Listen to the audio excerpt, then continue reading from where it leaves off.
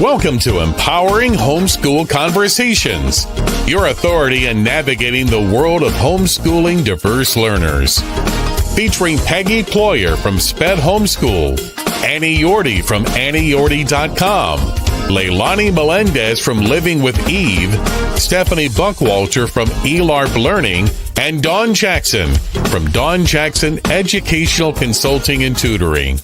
With over 75 years of combined homeschooling expertise, experiences, and perspectives, this group is eager to share their wealth of wisdom to empower your homeschooling journey. So grab your favorite mug, settle in, and get ready for insightful discussions, valuable insights, and practical tips. Give your homeschool the power boost it needs to successfully educate the unique learners in your home.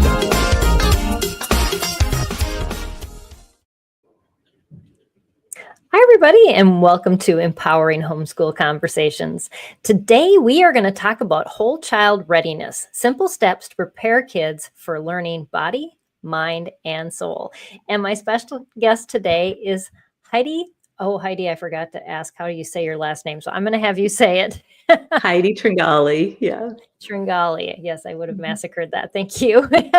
Heidi, pediatric occupational therapist, speaker, writer, and mother of 2 adult children. Heidi holds a Bachelor of Arts degree in special education and psychology from Hastings College and a Master's of Science degree in occupational therapy from T.O.T.S University. She has practiced as an occupational therapist for over 30 years. Heidi founded the Tringali Occupational Therapy Services, or T.O.T.S, in 2006 in response to an identified need for occupational therapy services in independent schools. Since then, she's expanded and now provides support and consulting services to independent schools and preschools throughout the country. She provides training and education to faculty and families on topics related to classroom success and maximizing student performance. Heidi's currently she's currently licensed in Maine, North Carolina, and South Carolina, and a member of the American Occupational Therapy Association. Welcome, Heidi, to the show. I'm so excited to have you here and to talk about this subject. Thank you. Yeah. So often the first question I ask my guests when they come on is, why are you so passionate about this topic? There's usually a story or something that just drives you specifically to have enough to say in an hour on the topic. Yeah. I think if we track it way back, I had a brother with Down syndrome. So we just kind of were raised in a family to be respectful and kind and appreciative of everybody, regardless of what they're dealing with. And as I became an OT, what I found out was that a lot of our kids are just misunderstood. And that's really what wakes me up every morning, is just to make sure that to help that child that's misunderstood. It might be that it's a dysregulated child who is viewed as a behavioral child. It might be a learning issue that's dealt with as a low IQ. And so that's kind of what drives me every single day. And just to be an advocate and a voice for a misunderstood child, that's will probably keep me doing this until I'm 100. Yeah, that's awesome. Yeah, it's amazing how those experiences within our immediate families can really affect the trajectory of our lives, just because God gives us compassion for people that we wouldn't have had that compassion for had we not had that experience. And I think a lot of parents that I've talked to over the years, they sometimes feel guilty that they have this kind of typically functioning child. And then they've got another child with a lot of needs. And just as an encouragement to them, just based on your story and so many others that I've heard, is that it's not a deficit. There's something that God has planned for every child in your family. When you go through hardships, they change how we think, they change what the compassion that we have. And so, so that's awesome. Love that. Yeah. So we're going to talk about whole child readiness. And if you're watching, we have viewers popping on. Usually it takes a little while for people to get on and to start conversing with us, but we'd love for you to be part of the conversation. That's why we're live. And so just if you feel like either your child has started school and we're running into problems. They don't seem to be ready to learn or even inspired to learn. What might be going on? Or maybe you even have a diagnosis. You think that that's kind of figured out what you're dealing with, and yet you seem to still be hitting roadblocks.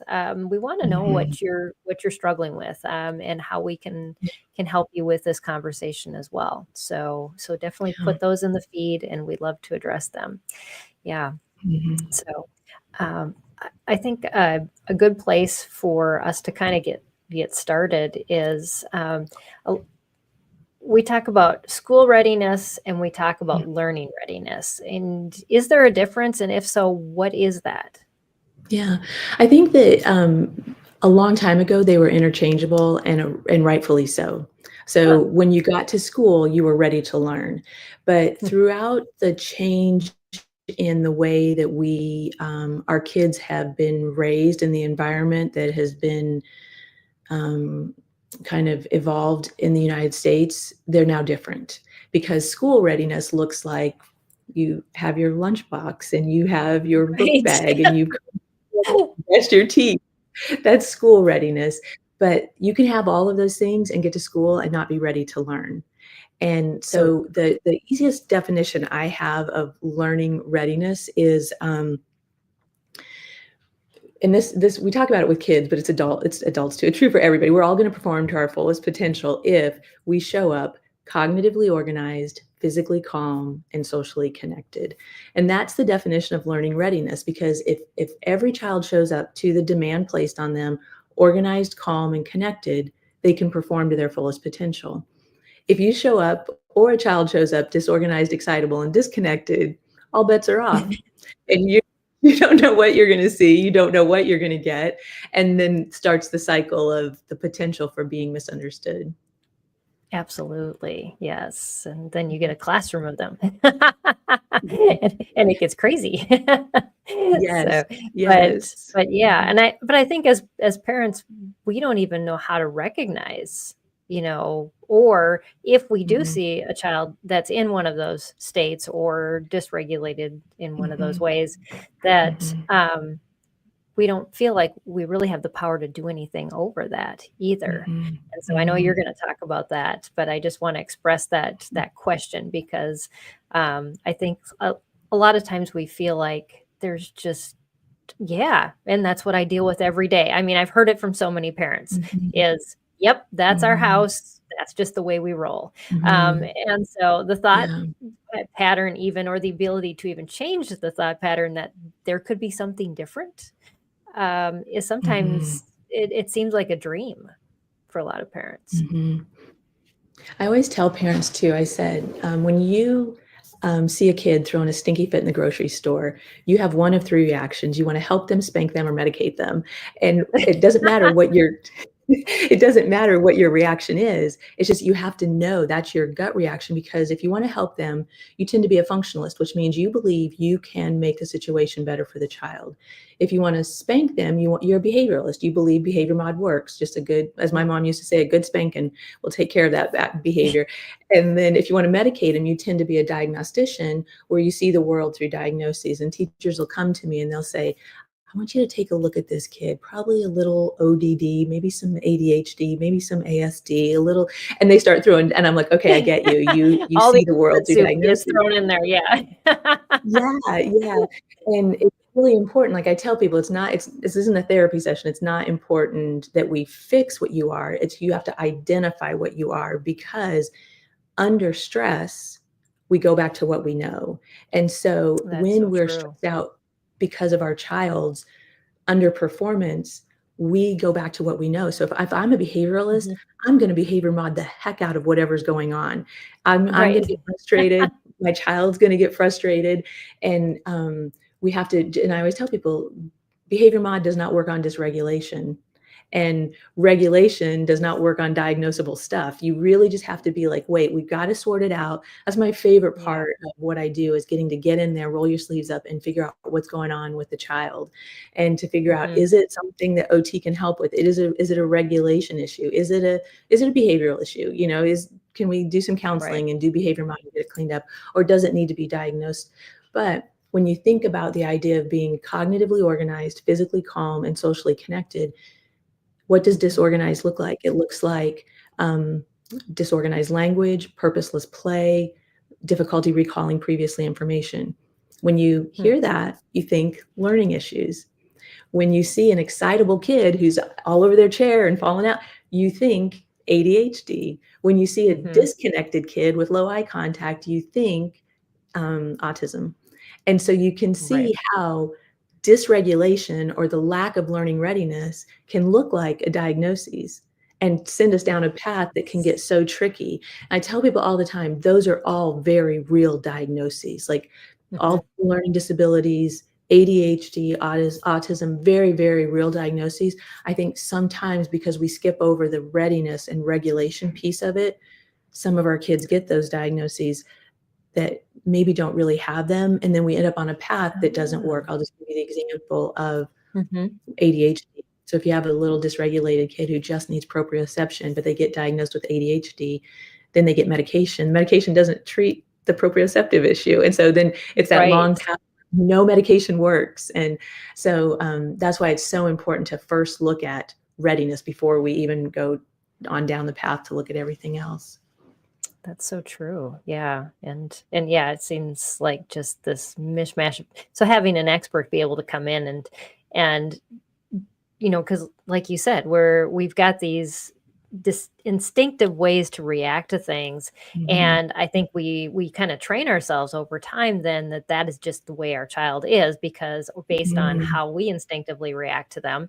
And then be able to have a second person come in with a new set of eyes, maybe, you know, and the knowledge to be able to look at things from multiple different ways or pathways of what might be underlying, can change that situation in just minutes because of an understanding that we never had, or we were just never could conceive as being the thing that our child is really struggling through. So, and that, that makes me think like, when I talk about the misunderstood child, when we misunderstand them, they then misunderstand themselves. And there's kind of this sequence that you go through life. So our young kids, like, I don't know, 0 to 8, those kids, we want to teach them to accurately self-assess. Like, that, you know, I tell people all the time, I want you to be able to tell me with the same level of confidence what you're good at and the thing you're working on. And because then that gives you accurate self-assessment, which then in the next phase of your life, which is sort of middle school, it allows you to self-advocate, accurately and independently self-advocate, because you're asking for what you need because you understand yourself. Being able to self-advocate then allows you to successfully launch. And so it's so important. So no matter where I get involved along the way, we have to kind of, I stay true to that framework of like, do we have an accurate self-assessment? Then, you know, and the earlier you do it, the better. I just have a little guy in here and he's 4, and I was at his preschool the other day and his teacher said, you know, the craziest thing about this little guy, he asked for what he needs. And I was like, good. That's exactly what, you know, he'll say, like, I need to have some alone time. Or he told the kid, he's kind of the kid that his name comes off of everybody's tongue first because he creates the issues in the classroom. And he looked at all of his classmates. He said, you need to stop blaming me for everything. That's what he said to him at 4. I was like, yes.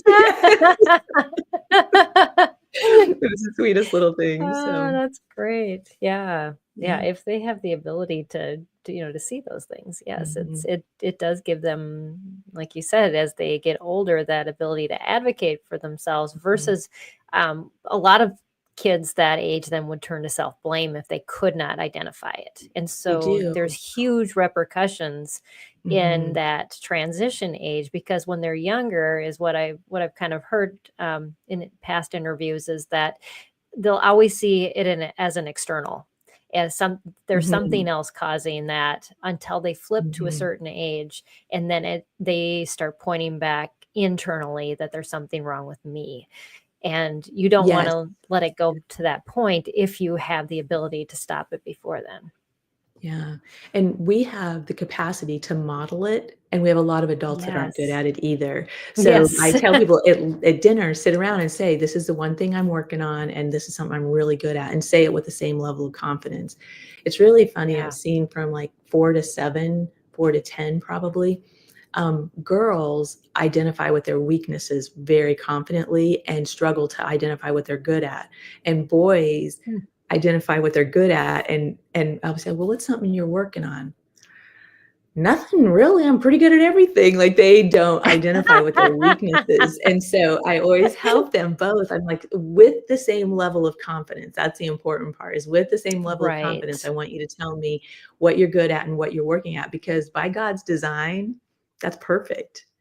And so we can't Exactly. ignore one or the other. Mm-hmm. Yeah. Yes, that's a great strategy to be able to Mm-hmm. do that. And I know dinner time was always the greatest learning time in our Yeah, house when our kids were growing up, because it's there's so so many good. interesting conversations you could have, and to just encourage sitting there longer. And I know Mm-hmm. that seems to be a thing of the past for many families, but just It encourage you to does. take that time.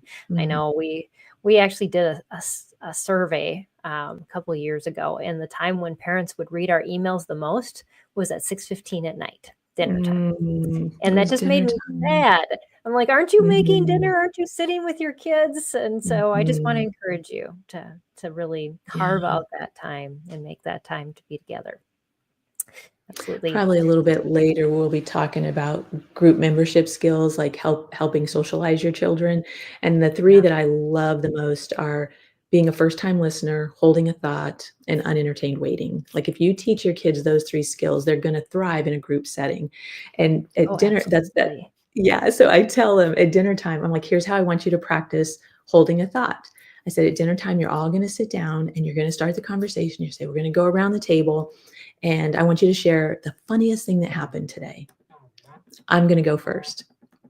And you tell your story, and they have to wait, and they have to hold their thought, because Right. you're teaching them to hold. Because what I think most dinner tables look like is like, we sit down, we're rushed, we're shoveling food in, and the kids talk, and we're just Right. like, my time to eat, and we don't get to Yeah. really work on any skills, you know. And so, and I tell them, I'm like, every night, make your story a little longer and a little longer and a little longer, because when you sit in a group Ah. setting, when you Yeah. sit in a group setting, if there's 12 kids there, someone is number 12 to share. Someone has to hold their thought for Exactly. 12 kids. And if you send 12 kids in who cannot hold a thought, it's chaos in that group, and there's just It is, they all classroom have to blurt matrices. out, Mhm, and mhm, yes, yes, mhm. they Yeah, can't wait their turn. It's oh, yes, I yeah. see a lot of that lately. Mhm. Yeah, and it doesn't matter the size Yeah. of the group. You just have to, if you can come with those 3 skills. And I, talk about, holding a thought, being a first-time listener, and waiting without entertainment. And probably waiting without entertainment is the hardest one, because no one does it Oh, anymore. absolutely, I Mhm, didn't even think about that. mhm. So Yes, they they're get so to entertained these days. mhm, Yeah. mhm. So they get to school, or, any setting where there's more than just them, and, they're forced to wait, and they've never done it before. And so then Right. that's when they get in trouble. That's when the phone calls start going home, is, you know, Yeah, he's touching his friends in line. He's getting out of line and going and entertaining himself, because he's never had to just sit and wait, So I right. tell parents, I'm like, Saturday morning, go grocery shopping, take your long list, take your kids, buy everything, get to checkout, look for the longest line, get in it. And then you're gonna tell your kids, "Listen, you don't get my phone, you don't get an iPad, you don't get a game, you don't get a snack, you don't get a toy. I'm Right? not gonna entertain you. You have Mhm, something more powerful than any of those, and it's your brain. And when you're not bombarding your brain with input, it starts creating and mhm. developing output. So I can't wait when we get to the end of the line to hear what you and your brain did." And that's how you Yes. practice Oh, I love that. unentertained waiting. That's Yeah. so good.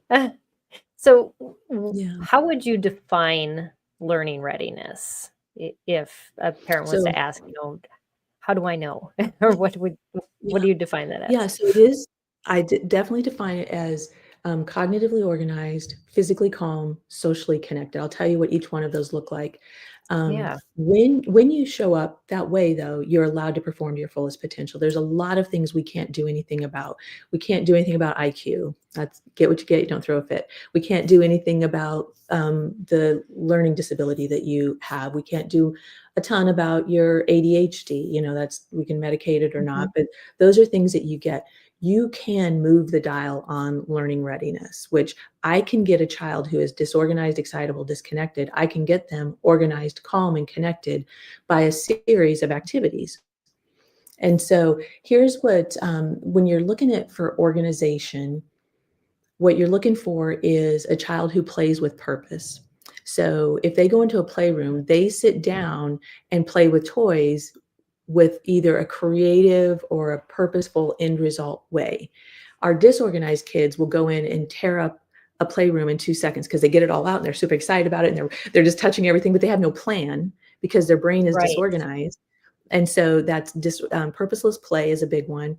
Verbal articulation is another one. So if you have a child who's in speech therapy and they've plateaued on their articulation, bring them back to OT. I'll get them regulated, and then their verbal articulation, verbal organization. So can tell a story with a beginning, middle, and end. So our little ones that come up and they start just throwing nouns and verbs at you, and you're working really hard to put the story together. That's disorganization as well. So those are some signs of disorganization. Physical excitability is that kid who's just all over the chair, and has very low body awareness and has to touch the walls when they're walking down because when they're walking down the hall, have to touch the walls because I can't tell where I am compared to where everybody else is. When you tell them to sit down, they sit really close to you because they can't tell how far away they are from you. And so those are all proprioceptive issues. And then our socially disconnected kid, I always describe as no consequence matters. The parents will come in, they're like, they don't give great eye contact and no consequence matters. And so they're like, I took all of their toys away, all their privileges away. They have no I'm like, then it's not that. So then it's not exactly. You're using behavior mod on it. We've got something else going on. So that's what a disorganized or a disconnected child looks like. To get there, it's the interesting piece of it is that this all lives in your sensory system. And so we have 3 senses that are responsible for organized, calm, and connected. They're all movement-based senses. So when we think back of the last 20 to 40 years, what we've done to childhood development, we have back to sleep, and we put babies on their back. And if that would be the only thing that affected childhood development, it would be bad. But it's more than that. We had back to sleep. We had car seats. And then screens. And I say, this is what childhood looks like now. Back to sleep, car seat, screen. That's the amount of motor activity kids get. They're on their back. They're restrained in a 5-point car seat. They're plugged into a screen. To organize your brain, it's your vestibular system, which is the fluid in your inner ear. And the way we stimulate that is by swinging, spinning, and hanging upside down. And so that's our organizing activities. And then you compare it to back to sleep, car seats, and screens. So even when you take kids today and you say, bend over and touch your toes, they keep their head up because they don't like to be inverted. Right. And their hamstrings are tight because they've been sitting so much. And so they can't bend over and touch their toes, which I tell teachers, I'm like, this is the greatest activity you can do. It takes 2 weeks to teach it because they can't do it. It feels uncomfortable to them. So swinging, spinning, hanging upside down are organizing activities. The ones that calm us are the ones in our proprioceptive system, which is just a fancy name for the receptors in your tendons, ligaments, and joints. So you have little receptors in your tendons, ligaments, and joints. And what they do is they tell you where your body is in space. So if you shut your eyes right now, you can't see your body, but you can feel where it is. That's your proprioceptive system telling you that. Yeah. When that system gets stimulated by jumping, hopping, stomping, running, pushing, pulling, again, in comparison, back to sleep, car seats, screens, it activates serotonin, which is calming. So it's like a runner's high for kids. So they need that. So so I tell parents all the time, I'm like, if you've got a little guy who's all over his chair, our natural parenting instinct is to say, sit still, because we're trying to ready them for the world. And you can't be 20 years old crawling all over your seat, so I'm going to tell you to stop it. I said, from today forward, when you see a child all over their seat, what you're going to say is, hey, I can tell your body's trying to calm down. Let's do some more joint pressure. Let's jump on the trampoline. Let's do some chair push-ups. So it's real specific types of movement that get this state of organized, calm, and connected. And then the last one is the cool one. It's your deep pressure system, which is a hug. Yeah. And so when we get deep pressure through our skin and muscles, it releases dopamine, which helps us feel connected, which is what we are getting on screens now. We just go plug into our screen and get that sense of dopamine instead of the good one where we get a hug. So when I talk to teachers about this all the time, they're always saying to me, they're like, oh, I love this. It's hang, hop, hug.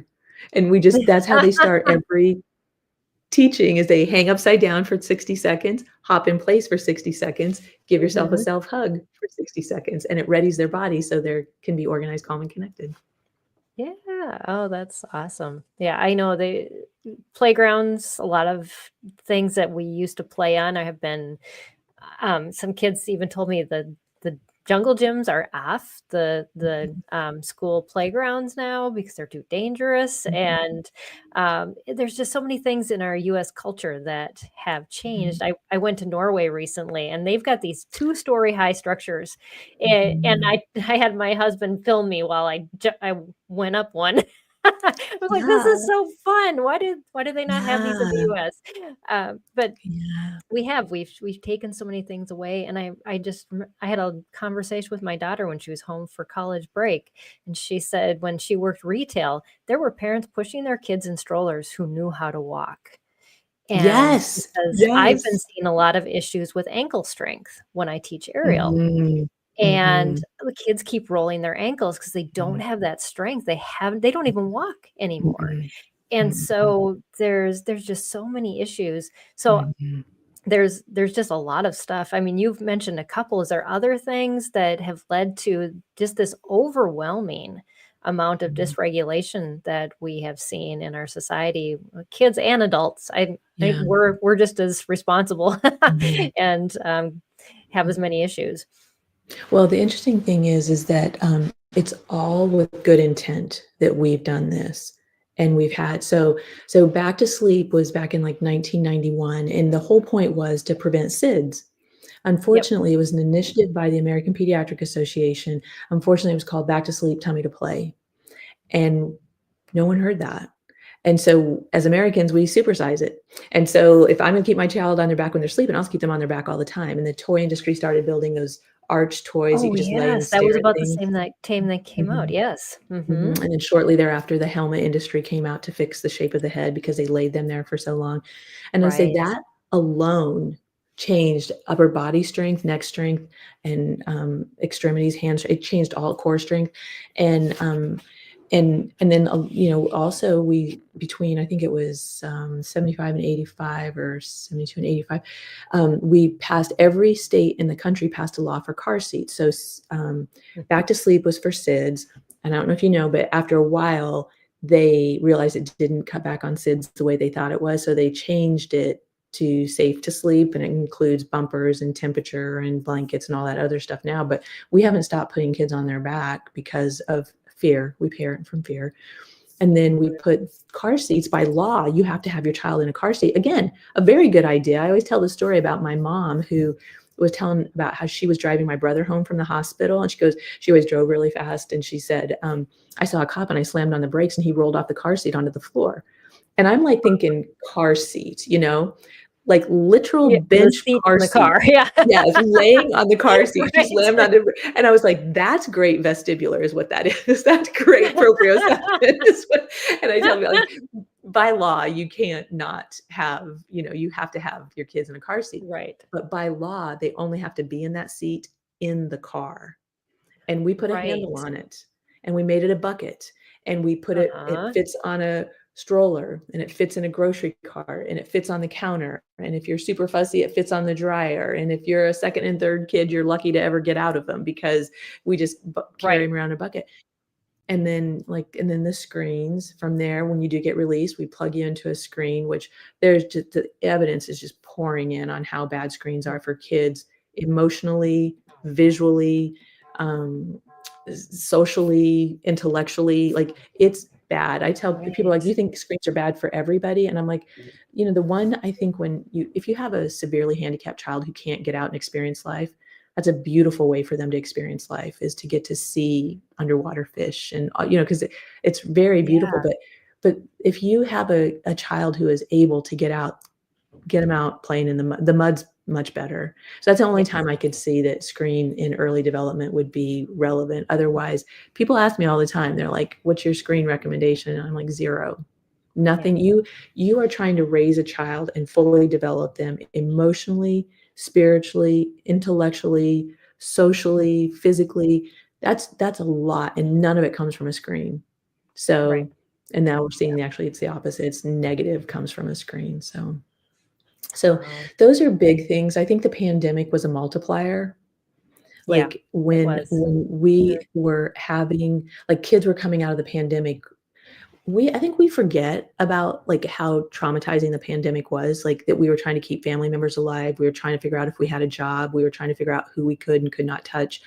We were living in, like, this massive traumatic fear, and we were raising kids in that. And so I always tell people, count back to that period of time, and whatever that was supposed to happen developmentally for your child didn't. Like, no matter what, it didn't. And so those skills are missing. So they're 4 years post now, missing skills that they would have learned 4 years ago. And we have to fill that in somehow, because it's making our kids look difficult to understand. Right. So, I never thought about that. Those kids are entering, especially those that were preschoolers, toddlers, and really learning by example. They're the ones entering school right now. And it's not a wonder why they're struggling as much as they are. My favorite story is a little 3-year-old boy who came out of the bathroom at school completely naked. And that's what they did at home. That was fine at home, but he's at school now. He can't do that anymore. So, just like, we just had things that we did at home that we can't take into the world with us. And at 3, you don't know that, and so he just came out and had all of his clothes off, and they're like, buddy, and he's like, what? He's ready to sit in the class, and they had to get him dressed first. So, oh wow, but if they're home all the time, they have no exposure to anything else, then why is it different? You just don't have those social skills. There's so much more involved. Definitely. So what are some simple things that parents can do? I mean, we've talked a lot about the issues and what's causing this, but now, are there solutions? Yeah, they're so easy and they're so fun. So, and I think there's some slides that I have that talk about vestibular activities that you can do, proprioceptive activities you can do, and deep pressure activities you can do as a family.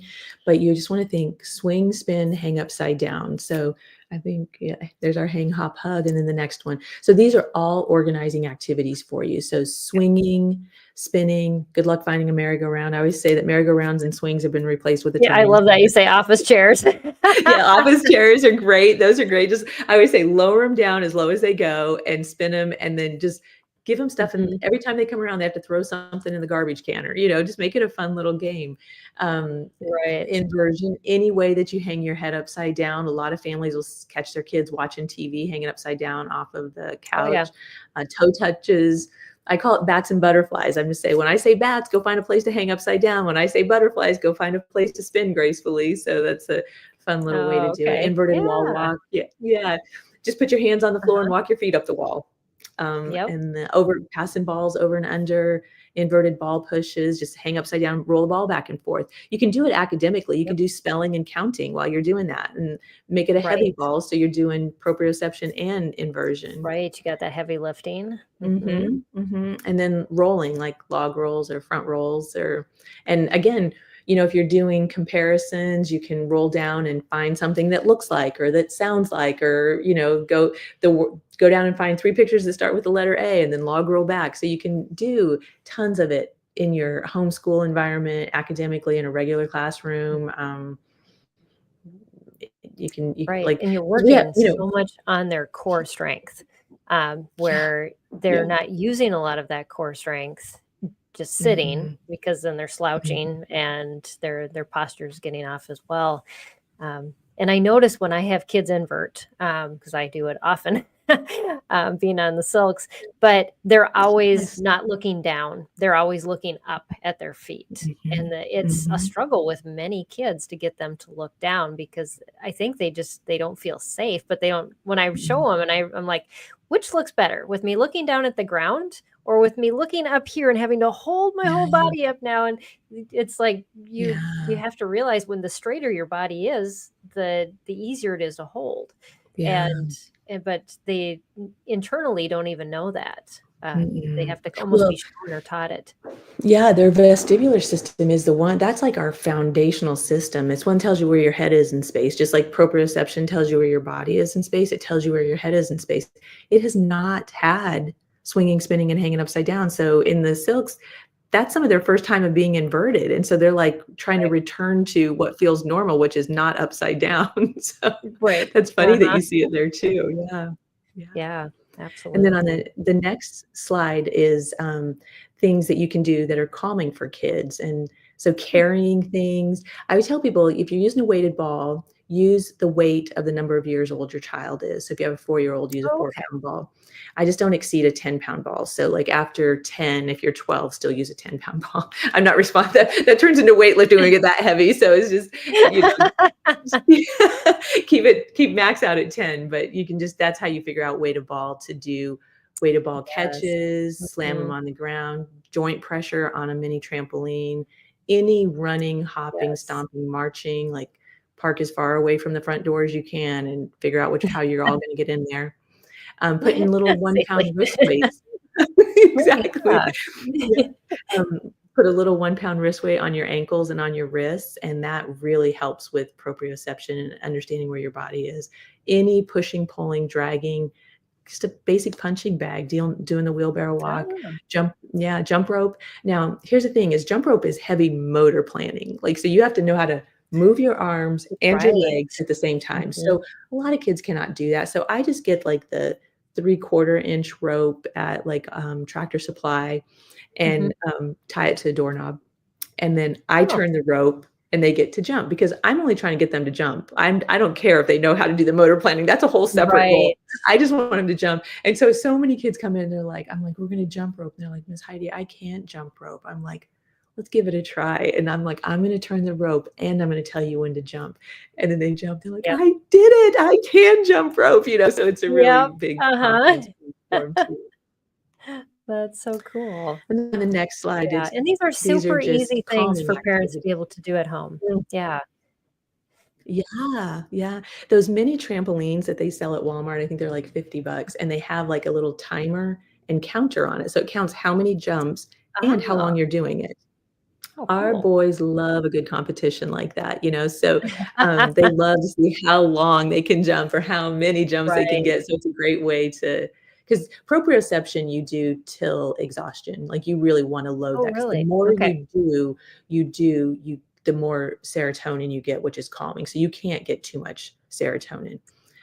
Spinning, on the other hand, on that first slide with the vestibular, that's the same system that gives you motion sickness. So you can overload that system. That's really to tolerance, where the other one is to exhaustion. Right. Okay. That's good to know. Most of the things on there are fine. It's the spinning that will get you. So just if you have a sensitive vestibular system. I was told by a physical therapist a few years ago that if you do get spinning too much, that if you use one of the actually strategies from the next slide, the weight or a pull-up, that it will reset that system. And that's what I do with my students, actually, because if you get super dizzy and then you do a heavy weight or a pull-up, the dizziness disappears. It's just the one activates histamine, the other one activates serotonin. So you just kind of envision that serotonin flooding over the histamine and settling it down. And so it does. So just the simple things like just pushing your wrists together or interlacing your fingers and pushing down on your head, those give you joint pressure and will settle that overload feeling that your kids are getting on the silks, honestly. So you can always counter it. And that's why we do it in this order of organized, then calm, and then the final set of exercises or connection ones on the next slide. Okay. Yeah, let me get there. Here we go. All right. These are fun ones. You just get to squish them. You get to squish your Yeah. kids. So like a family sandwich, like so dad lays down, then the child lays down, then mom lays down on top of them, or you can do a family hug like that and just squish them until they say let go. You can wrap them up tight in a blanket or a towel. Just always keep the nose and mouth open so that they have access to breathe. Deep massage is great. Weighted blankets are great. If you're doing a weighted blanket, it's 10% of the child's body weight plus a pound. Yeah. That's usually what I do. Squishing between two couch cushions, just couch cushion, child, couch cushion, sit on them. So when I sat on my kids to get them in their car seats, it was probably a good thing for them. It was so good. They felt so connected to you in that moment. Yes. Yeah. I always joke, if they sell something therapeutically, it's 4 times the cost. And so there's pressure vests that you can get. They're like $100, if not more. Oh, yes. You can just go to Under Armour and buy a shirt a size too small. Like that does it. Like that'll give them a nice hug. Wear it under your clothes. There's resistive tunnels and body socks that kids can get into too. That's probably its own little presentation, honestly, because they're so fun to do. But they just crawl through and it just hugs them like a body sock, and they love that. So just anything like that is great. Just giving them deep input through their skin and muscles. It releases the dopamine, which helps them feel connected. I mean, that's why we hug people on purpose. There's a reason behind it. Right. It's like why you feel so good. Yeah. My husband, I think it was over break, he was saying, I just read this study, and that if you hug somebody for, so long, or I don't remember how many seconds it is, that it releases something. And he's like, okay, come on, let's try it. And he's like, after a while, he's like, this is feeling kind of awkward. So there's the awkward hug too. Yes, absolutely. Yes. But there is we do that. That's why I tell you on this one, you just do it until they're like, that's enough. So like I have these big they're huge bean bags, like 6-foot bean bags, and the kids will lay on them and they'll put another one on top of them, and then I'll sit on them. I'm like, just tell me when to get off. And we just sit there for a while, and they're like, that's enough, Miss Heidi. And then I just get off and we go on our way. So yeah, so the awkward hug your husband's talking about, yes, that one does exist too. I don't know if it gives you more dopamine. I'm not for sure about that. Yeah. Or maybe he's just been conditioned, and that just seems like it's too much. I don't know. Yeah. But yeah. So I want to make sure that we talk a little bit about group readiness as well. We had touched on that kind of at the beginning of our conversation, and you had talked about that as being part of learning readiness is for them to be able to participate in a group. Yeah, the world functions in a group. Like it just does. That's like we're designed. I mean, even I think spiritually we are too, because, in fellowship, like where 2 or more gather, like I think we're designed. So you have to show up to the group with skills enough to find success. And we did find, especially after the pandemic, kids were coming in with like very few group membership skills. And there's tons of them, but I really picked the top 3 that are a real game changer for a learning environment, which is holding a thought, being a first-time listener, and unentertained waiting. I think that there's a 4th one trying to push in on the scene, and it's recognizing a voice of authority. I think that we're really struggling with that as well. Mm-hmm. And so, and if I have to track it back, like I always have to, my first thing when I see an issue, I'm like, why, what is going on? But I think parents are on devices. And so the very first voice of authority a child hears, they're programmed to tune it out, because they don't, like if I want to watch my TV show and my parent is over here on the phone, I'm not going to listen to their voice. That's a really tough one that, Absolutely. I never even thought about that. Yeah. I had one student come in recently, and she was just sad because we have parents come in at the end of their session to be able to watch them. She goes, "Oh, my mom's on the phone again with my grandma." And it's like, it sounded like she's like on the phone with grandma all day. And the child was just completely ignored. And it's like, wow, there's just, they don't get hardly any attention anymore. And so, It's but to be mindful, because it's just addictive for adults alike. And so it's something you have to proactively work against to be able to change that as well. I tell parents, I'm like, if you want to see how bad it is, I want you to ride an elevator without your phone in your hand. I want you to sit in a doctor's office without your phone in your hand and just see how, because I do it to myself. I don't like it either. Like it's super uncomfortable, but I do it just for the awareness of it because Right. I said, like in our little kids, they're learning to tune out all the voice of authority. So they come into a classroom and they might listen to their friends more than they hear their teacher because those are the friends that have engaged with them, and so, and that's tricky because, again, there's spiritually a voice of authority that we need to be able to be silenced enough to hear. And Exactly. then in a classroom or when there's a teacher-student relationship, there's that voice of authority. And then you get out in the world and there's voices of authority, police officers and things like that you also have to be able to recognize and identify and respond appropriately to. And so as much as I mainly talk about holding a thought, being a first-time listener and unentertained waiting, I think that other one's sneaking up there and gonna make a showing on my recommendations as well. But holding a thought, we talked about that. That's a great one to practice at lunch. It's just your capacity to hold your thought until the appropriate time to say it, which there might not be one. You may not get to say every thought that comes to your head. And that's Exactly. a tough one. And as parents, we're like, they're little geniuses. I want to hear everything they say. That's great, but the world doesn't. And like to be in a group, sometimes you have a great thought and you just have to hold it. And you just have to hold it. And the meeting might be over and you still don't get to speak it. And so Right. that's a really big one. Being a first-time listener, this is the definition of it, that you respond appropriately the first time I ask you in this voice without raising my voice, repeating myself, or becoming emotional. And every Yes. parent just busts out laughing because they're like, nope, I repeat myself, I yell, and I scream and cry. Like, that's how I get my child's attention. I'm like, so you taught them that. So now you have to teach them Right. to respond to this voice. And so we're going to practice it. And so, again, instead of taking a behavioral approach to the child and saying, you're not doing that, we're going to take an education approach and say, we're going to practice this. And it's going to be a skill we're going to learn as a family. So we're going to learn how to hold a thought. We're going to learn how to be a first-time listener.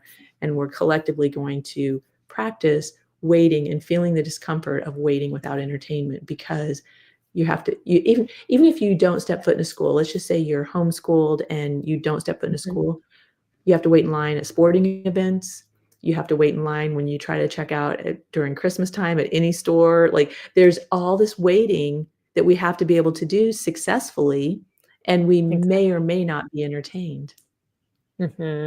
Yeah, that's it goes over to every area of a child's life, and as they start to become an adult, and better to teach these things before they become a teenager because their exposure to so many things just increases, and you don't have the ability to, regulate where they go, what they do, who they listen to, and if they're able to stop themselves. These are all life skills that you're They're talking life about, and I skills. love that you bridge the gap to the spiritual side too. Yeah. Can you talk a little bit more about that as well? Because I think we forget that was we talked. This is the discussion topic in general was the whole child readiness instead of just learning Mhm. readiness, and so there's Mhm. that spiritual component too, and it does bleed over Mhm. into our ability to hear God and just be able to grow Mhm. spiritually. So love your thoughts Yeah. on that too. All of that. I do think that we don't like to hear the Holy Spirit or the still small voice or God's voice, whatever the language you use, you have to stop. Like, you have to stop, and we don't stop. And then I just love the image of the armor of God, that Mm, we put on this armor, we get ourselves ready for the world. And we do right. it. And so this is like some families will come in and they'll understand that, but then not understand learning readiness. And then some families come in and understand learning readiness and then like, oh my gosh, I never thought about our spiritual readiness. Even just like we don't know the day and time. And you want to always approach God's or kind of ordered us, given us the tools to be ready. And so it Yeah, just aligns yeah, so perfectly with kind of what he expects of us. And then when you think he's got a purpose for each one of us, and for us to fulfill that, we have to show up ready. Like if you think Absolutely. about the day, you think about the day, here's what it looks like. You get ready for the demand, and how you respond to the demand is your performance. So it's kind of ready, demand, performance. That's your day, that's my day, that's every child's day. For a child, Right.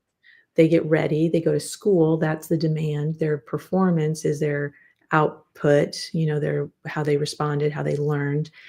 And when we have an issue, we circle on demand and child performance. We're like, well, maybe the demand wasn't right. Maybe I didn't teach it correctly. Maybe I'm not a good teacher. Maybe it's me. Or we do, what's wrong with the child? Maybe he has a learning disability. Maybe he's not listening. Maybe he's lazy. Maybe he doesn't want to try.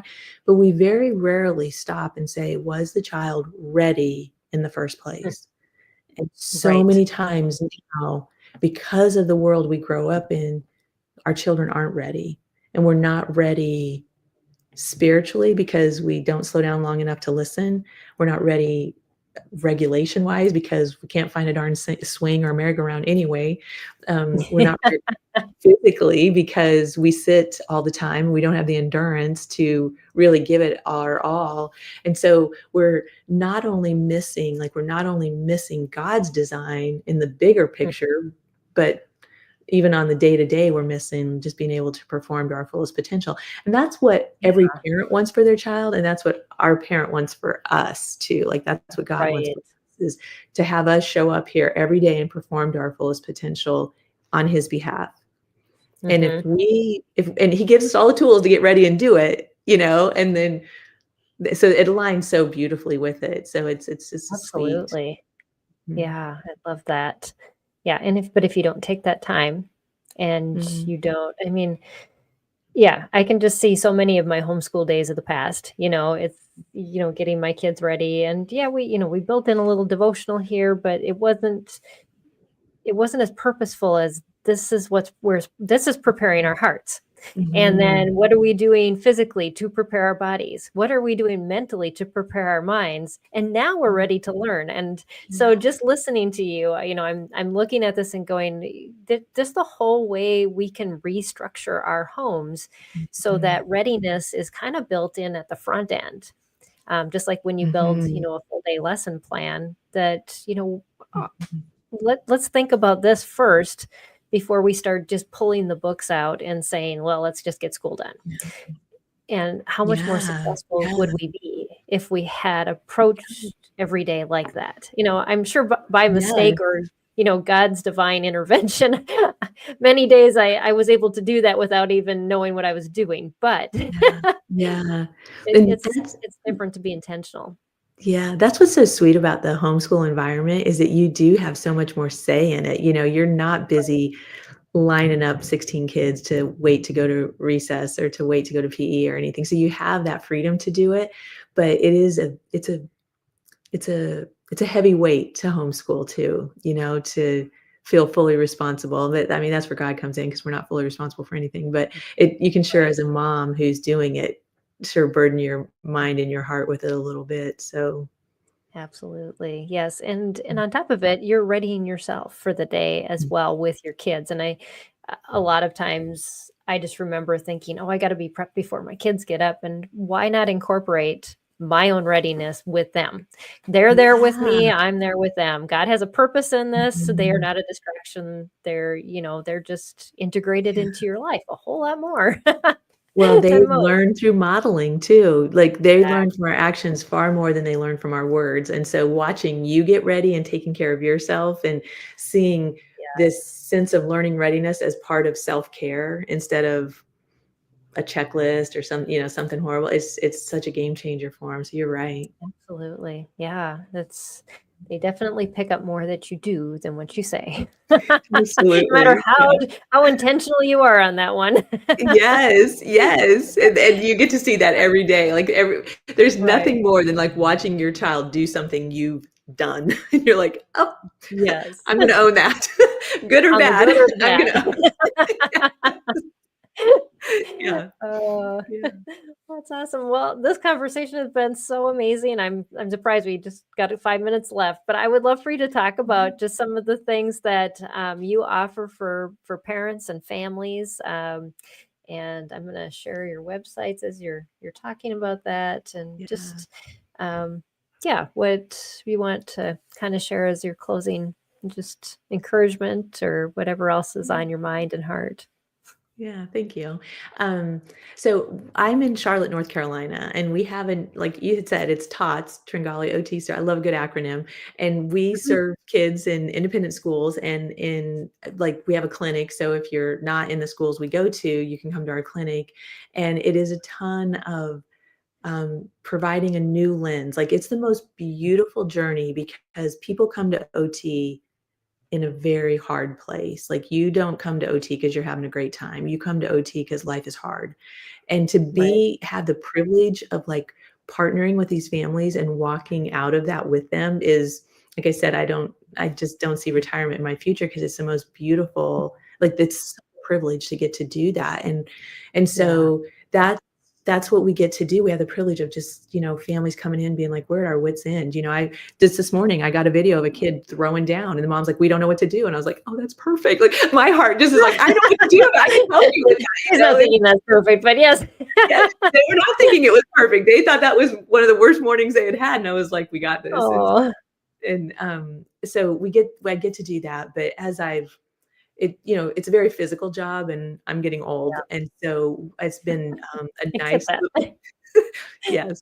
And so the transition has been to be able to talk about it and teach it. And this year we're planning on publishing a book called The Ready Child. And so I'm just going to get it out there because I feel like families need the support, teachers need the support, and other OTs need the support. Like it's just a different lens to look at kids through. And if you have the right lens for your child, there's nothing better. And I as parents, the one thing I want to leave you with is that call it what you may. It's the Holy Spirit. It's your inner voice. It's your heart.